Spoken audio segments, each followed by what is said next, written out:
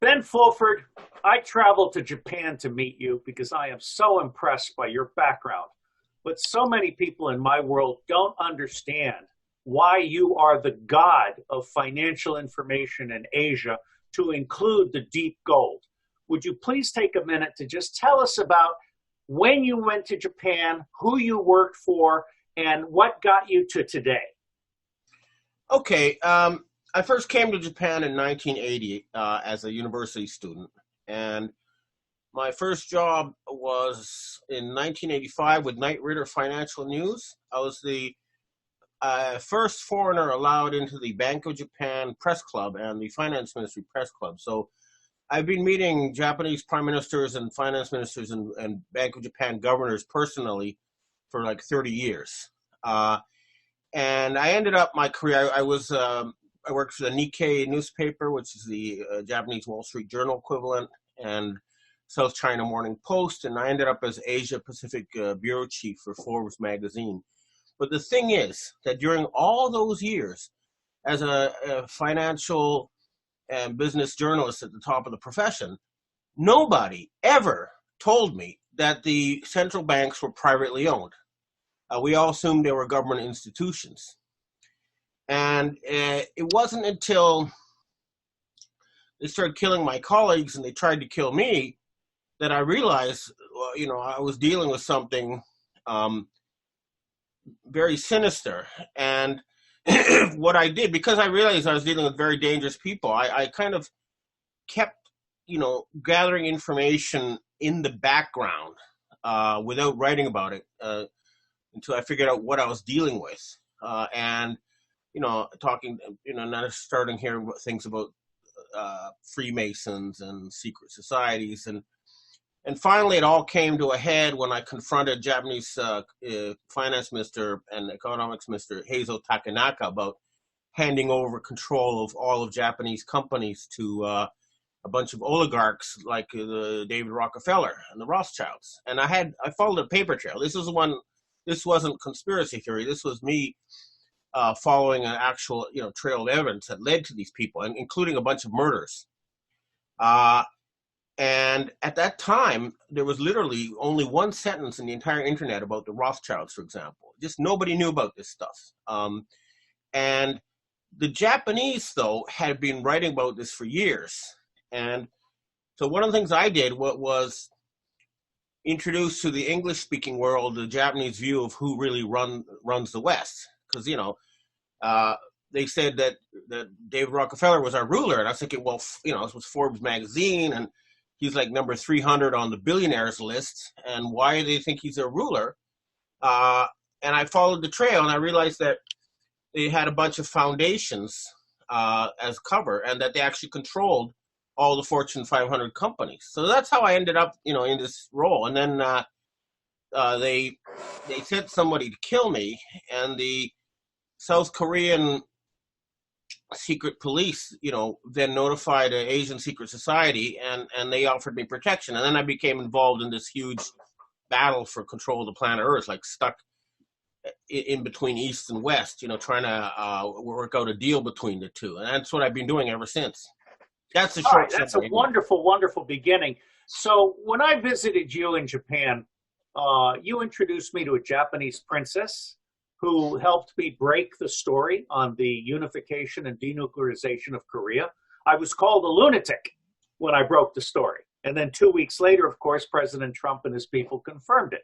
I think people react similarly to some of the things that you report, while I know that you are reporting things that will become common knowledge in the future. Let me ask you to define, in your view, the deep state versus the shadow governments that exist in each country. And I particularly want you to talk about Caesar's descendants, the Vatican, Chabad, Zionists, and what is the top level up there with the satanic Rothschilds and the Queen of England and so forth? All right, it's again, once I got involved with these Asian secret societies, all sorts of groups popped out of the closet, and I've met, for example, representatives of the Gnostic Illuminati, and they say that they started the French, Russian, and American revolutions and that they were founded by Pythagoras, and that they recruit 6,000 geniuses from each generation. The person who did this, who told me about this, was scouted by Bobby Fischer, the world chess champion. And they told me they were going to try a world revolution this time. So that's one group. And another group that came out of the woodworks was they sent Leo Zagami over, who told me about the P2 Freemasons, and he said they're the descendants of the Caesars. They put on these black masks to cover their faces, and they give the orders to the Vatican and the mafia. And they told me they were going to fire Pope Benedict, and they did. So they really are powerful. So that's another group, and they want and they told me they created communism, and then they want a one world, government run by like a world Roman Empire. That's what they're after. Then there's the Scottish Rite Freemasons. That's basically the British Empire. And I'd say they're number 2 in the totem pole after the Romans in the West, anyway. And I think, all right, the British royals have got their problems and things, but I think that generally speaking, they're decent people from having interacted with them. Maybe as a Canadian, I'm a bit biased, but I don't think that they have an evil agenda. They are the ones who are pushing the global warming, which is a fraud, but the idea was to pay third world countries to preserve their forests. So they're saying we can use a tax on carbon to preserve the environment. We don't have to kill 90% of the world's population, which is what Bush and his people wanted. Talk to me about the Russian and the Chinese powers. When I was in Japan with you, it was my privilege to meet one of the top Chinese Freemasons. And you've pointed out to me that Freemasons in Asia are different from Freemasons in the East. Talk to me about the power structure as you see it in Russia and in China. All right, we'll start with China. Basically, what's little known is that it's actually the Chinese traditional royal families are the ones who chose communism as the best way to modernize China. And so China has really inside China, I think the 2 big power blocks. One is you can call it the Communist Youth League. It's the meritocracy. It's the Chinese communist bureaucracy and the people who work their way up that pyramid. And the other is the traditional royal families who sort of stay in the background but control the finances. And then the third big group is the horse people, the Mongolians, the Japanese, the Koreans. They all speak a similar language, and they've been basically fighting with and cooperating with the Chinese for literally thousands of years. So there's a huge, and the difference between these Korean, Japanese, Mongolian languages and Chinese is bigger than the difference between Chinese and English. So that's another group. And I guess the final one is the Southeast Asia Chinese diaspora. These are people who fled China every time they had a change of empire, emperor and dynasty. The people related to the old dynasty take their gold and flee, and they're in like Southeast Asia and Taiwan. And they're very influential, especially among the overseas Chinese. And they've always been the sort of the main link between the West and China, because they're kind of bilingual and international. So I want to go into gold. I want to go into gold in a minute. But wait a minute. Before you do that, I have to finish with Russia. Yes, that's what I wanted to do. Okay, Russia, I think essentially it had been taken over by communist Jews in the Russian Revolution, and after the Soviet Union fell apart, and a lot of these, what happened was about 300 top Russians were bribed and to agree with the fall of the Soviet Union, and a lot of them, they became these oligarchs, living overseas, in London and stuff, and then a lot of the Russian Jews migrated to Israel. So what happened was that the traditional Orthodox Christian church, Russian church, and the the Secret Service that was traditionally allied to the Tsar was able to assassinate about 200 people and take back power. So it's now the Russian Orthodox Church that's the main power in Russia. And I think they're decent people, having dealt with it. I think they're good guys, and I support what they're trying to do. And average living standards literally doubled within a year of Putin taking power, because he stopped all the looting of the money to overseas by these oligarchs, and that's why they vilify him.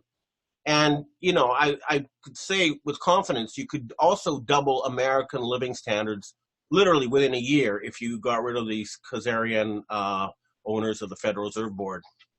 I agree with that completely. Now, before we come back to Asia and gold, and particularly the John F. Kennedy Memorial Green Hilton Agreement, let me ask you this. The Russian Orthodox Church sweeps down through the Byzantine Empire, and Russia is now taking a very prominent positive position in the Middle East. How do you see the Middle Eastern powers in this larger scheme of things, including, I might add, the Aga Khan that no one wants to talk about? All right. First of all, I kind of forgot to mention the Zionists, which is a big... As QAnon says, we leave the Zionists for last. Yeah.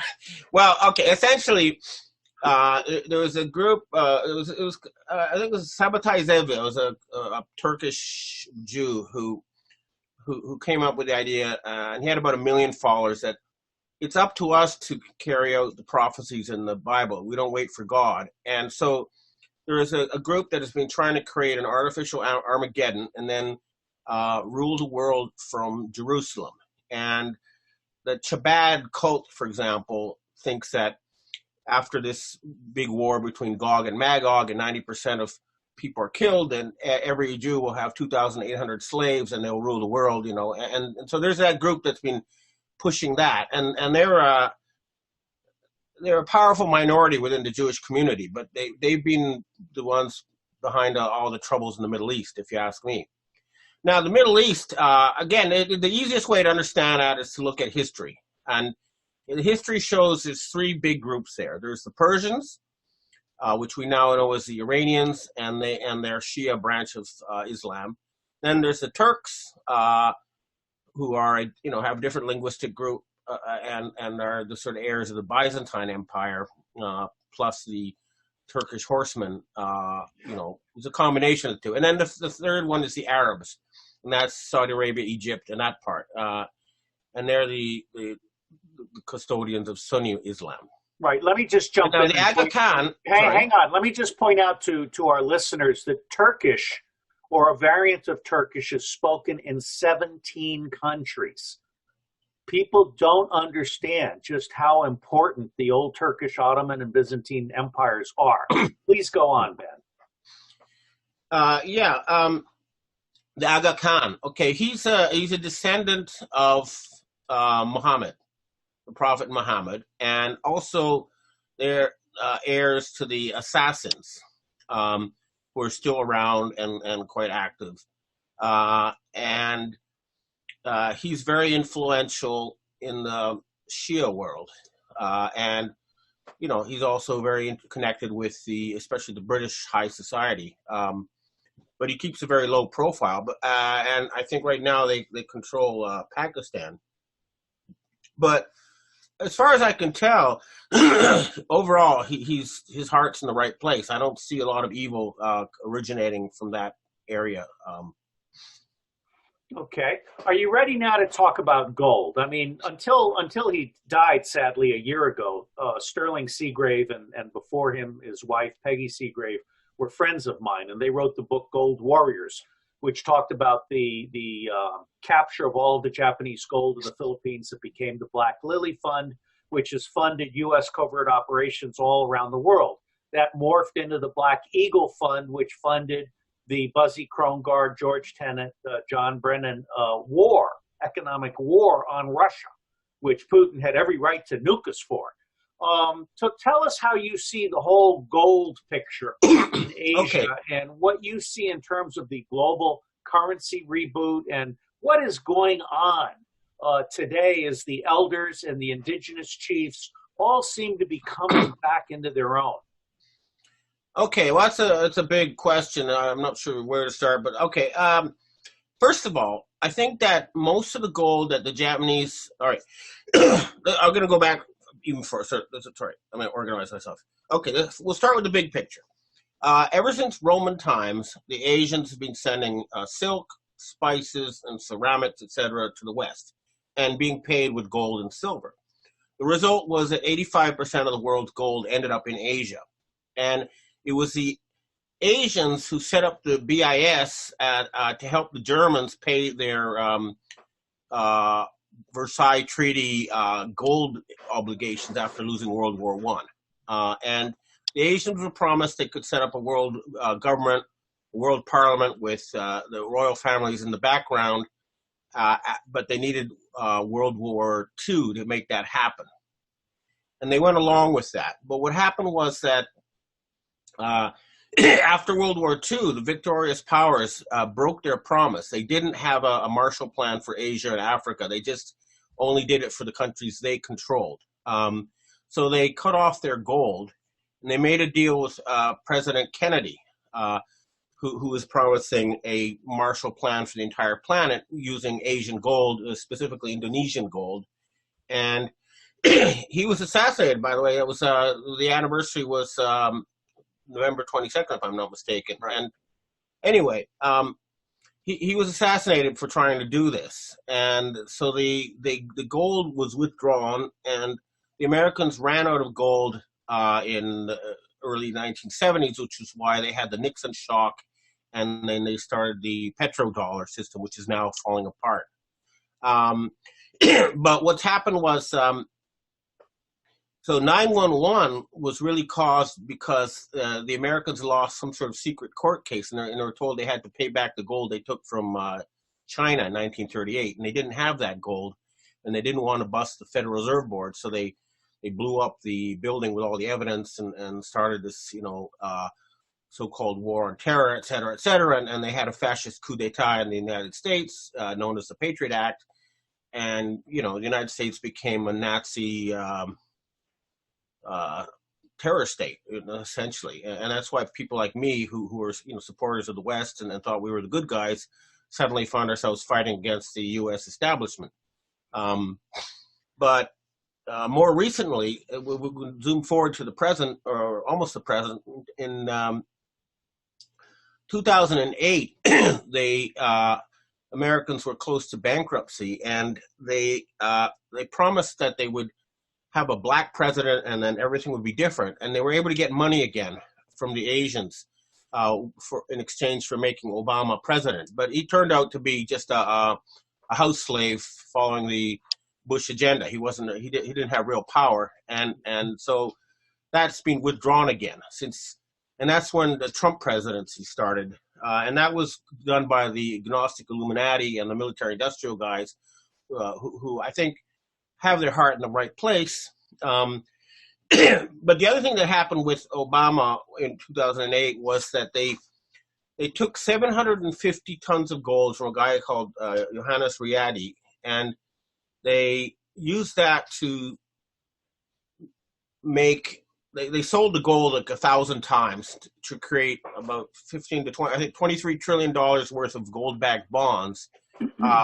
And this is what they've been using to pump up the stock markets ever since. It's fraudulently created, 1,000 times leveraged gold. And then that's sort of blowing up because it's not real. And when you have a financial system that's out of touch with reality, that eventually, you can only avoid reality for so long. And it's coming to that. And the whole system's close to falling apart. Anybody who's been in finance a long time understands that this a high stock market with a plunging economy means that the stock market's out of touch with reality and it's going to come down. So let me ask you then, because obviously President Trump is banking on keeping everything together so that he can be reelected. Is the American economy going to collapse before Trump is reelected, or will he be reelected? And has he got a side deal with General Secretary Xi Jinping and Russian President Vladimir Putin to keep everything together going forward?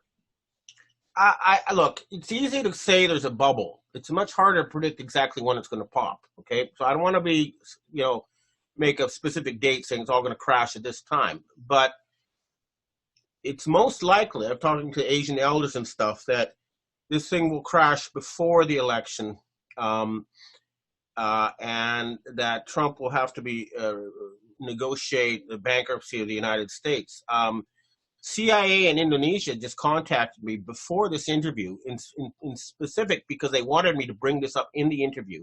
And what they wanted to say is that Executive Order 1110, I think 4 ones and a 0, so 11110, that was signed by President Kennedy to create the Kennedy dollars, is still there. And with a stroke of a pen, Trump can leave this entire mess to the Khazarian mafia and start afresh with Treasury dollars. And they recommend that he do that, and then he'll get the backing of the Asians if he does that. But let me just point out to our listeners that Wayne Jett, the author of Fruits of Graft, which documents how the banks contrived the Great Depression in the United States with the complicity of FDR, Wayne has pointed out that all of the Federal Reserve dollars, that debt is actually on the backs of the private banks, not the U.S. government. We can nationalize the Federal Reserve, but not nationalize the debt of the private banks in those Federal Reserve dollars. And that goes with your comment about the Kennedy dollar.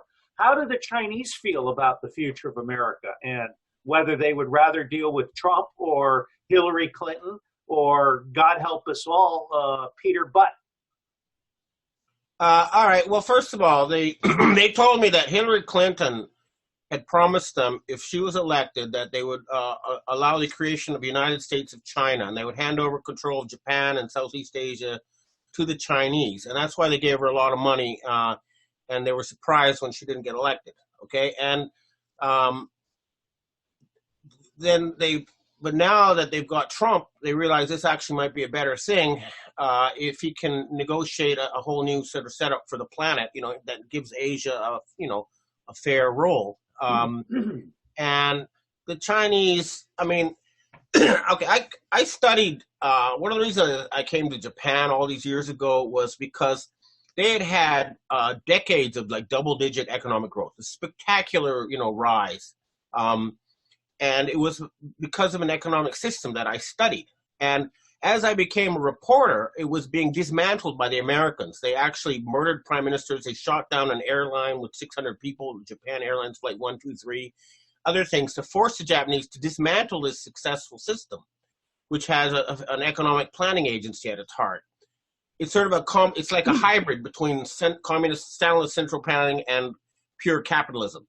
So the government creates a big framework for the future, and then the private sector fills that framework, in this. But anyway, Singapore and China copied this model and improved upon it, and that's why Singapore is the third richest place on earth, and if you exclude Qatar, which is 300 people in a gas station, and Luxembourg, which is a bunch of billionaire tax evaders, they are the richest in terms of they earn their own money through work and building stuff. Okay. And they still have fast growth, even though they're rich, because they're using that system. So I have been recommending that the West set up a system similar to the one used by Singapore, China, and that Japan used to use, a future planning agency, and then the United States can reboot. And the other thing people need to understand is that bankrupting the United States of America corporation owned by these bankers does not mean the end of the United States. I mean, when the Soviet Union fell, Russia did not disappear. The Russian people didn't go anywhere. You know what I mean? And so the American people, the American dream, it's all going to stay. It's what's happening is a nightmare is going to be removed. You're going to wake up from a nightmare of control by these gangster, Satan-worshipping banksters, and that's what we're trying to do. So I'm saying, if Trump goes back to Treasury dollars and it just lets these bankers go to hell, that would be a great thing for everybody. But it's going to need military backing because they've hired a lot of mercenaries and assassins and stuff to keep themselves in power. So it is a tough fight, but we're winning. And I see that that basically the victory is now a matter of time, and these criminal bankers are going the way of the dodo. You know, your planning agency is very similar to my open source agency. I think the two blend together. And for our listeners, my open source agency is not just about open source intelligence, but about open source everything engineering, which brings everybody up at 10% of the cost of the flawed Western model. So Ben, as we come to our 5-minute closing remarks kind of thing, do you believe, as Henry Kissinger said, that Palestine will be restored to the Palestinians, or is that just impossible? No, I mean, I think right now Israel is basically militarily doomed. They don't have the backing. The United States military is no longer going to fight wars for Israel. And if you look at the numbers and everything else, the Israelis will have no choice but to sue for a real peace, and that means creating a Palestinian state, and then they're going to end up in de facto protection of Turkey, Iran, and Egypt. Let me ask you a nuanced variation of this question. I, for a long time, have been distinguishing between Zionism and Judaism. And the supreme leader of Iran came out recently and made the same distinction and said that they're calling for the end of Israel, which is an invented state, according to Shlomo Sand and all the history books. Restoring Palestine does not in any way reduce the presence or the richness of the life of the Jews in Palestine. Do you think that President Trump will visit Iran before Election Day and make the deal with the supreme leader? First of all, let's talk a bit about Zionism. I think that the thing the Jews need to realize is that the Holocaust was caused by Zionists. It was engineered to force the Jews out of Europe and into Israel for this project, involving Gog, Magog, Armageddon, and all that stuff. So that they need to understand. If they don't understand that, they're never going to be free. But nobody has got anything against the Jewish people. Nobody's going to kill the people of Israel. They're going to be allowed to live and prosper in peace, and they'll have complete autonomy. They just need to get rid of these fanatic. No, I agree with that, Ben. And I follow Rabbi Michael Lerner, among many others. And it's clear that most Jews now understand that the whole concept of Zionism is antithetical to Judaism. So in the 3 minutes, actually in the 2 minutes that we have left, let me ask you, if you were in an elevator with President Donald Trump, trapped, he has to listen to you for the next 2 minutes. What, Mr. Fulford, would you like our president to understand from your collected wisdom over the past 40 years in Asia? Make a deal with the Asians to start a future planning agency for the planet and start a multi-trillion-dollar project to end poverty, stop environmental destruction, and expand the human race into the universe. That's all I need to say. Ben Fulford, I so look forward to coming back to Japan and having coffee again with you and walking your dog in the park. You are an incredible human being. I feel blessed to know you. Thank you for talking to us. Thanks for having me on. You have a nice evening. Bye.